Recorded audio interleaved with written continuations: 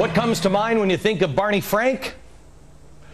Okay, keep that one to yourself. What comes to mind is ACORN.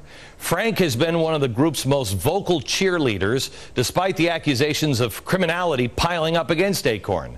Tonight, we look at the next chapter in our ACORN series. This time, we're taking a trip around the world. Fasten your seatbelts. ACORN's founder and former CEO already conquered America. Now Wade Rathke has moved on to the rest of the planet. India, Peru, Argentina, Mexico, Canada, Dominican Republic, Kenya, Korea, the Philippines, and Indonesia. All countries Rathke's organized citizens in as chief organizer of Community Organizations International, formerly known as ACORN International. Why the name change? Rathke writes this on his chief organizer blog, quote, "We're changing our name, especially in the U.S., not to be confused with ACORN. I know of no plans whatsoever for ACORN to change its name, but you'd have to ask them," end quote. Rathke was likely pressured by ACORN to rebrand because it doesn't want to be associated with him anymore, at least publicly. Remember, Wade was fired last year after an 8-year cover-up of his brother Dale's $1 million embezzlement. His wife, however, Beth Butler, remains on ACORN's senior staff, and both of their 2 children now work for the organization. Name change or not, the group formerly known as ACORN International remains an ACORN entity. And if allegations are true that money is being funneled between the 200 ACORN affiliates, then Rathke still has access to American taxpayer and donor dollars. And who knows if they're being spent overseas. Matthew Vadam of the Capital Research Center calls Rathke a, quote, organizational genius who deliberately designed the ACORN network to be a complex maze of affiliates, end quote.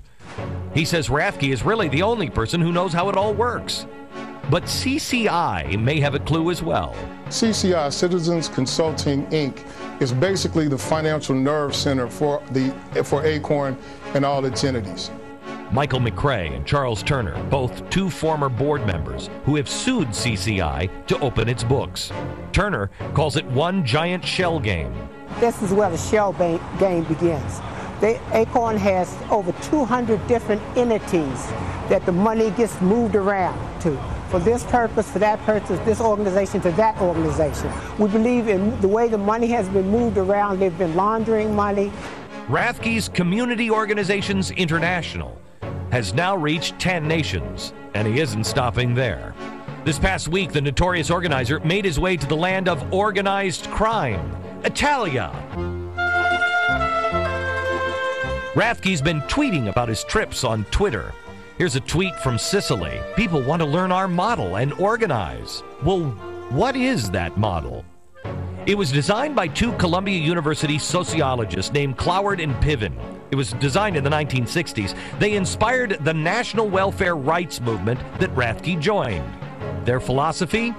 You can foment real social change if you break the backs of government by demanding too much, hence destabilizing and reestablishing another government.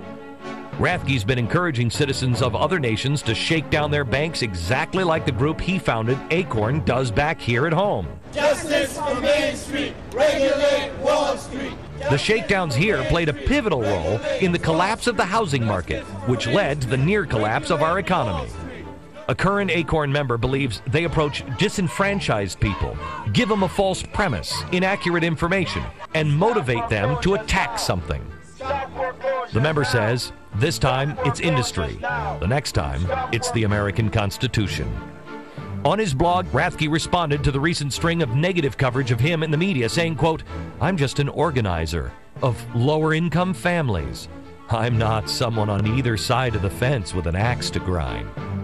So now, what a surprise, he's claiming to be the victim. One thing we do know for sure is that Rathke isn't just an organizer of lower-income families. He's also someone who's admitted to covering up the theft of money from those same people he says he's trying to help. Oh, and by the way, he never went to jail for it.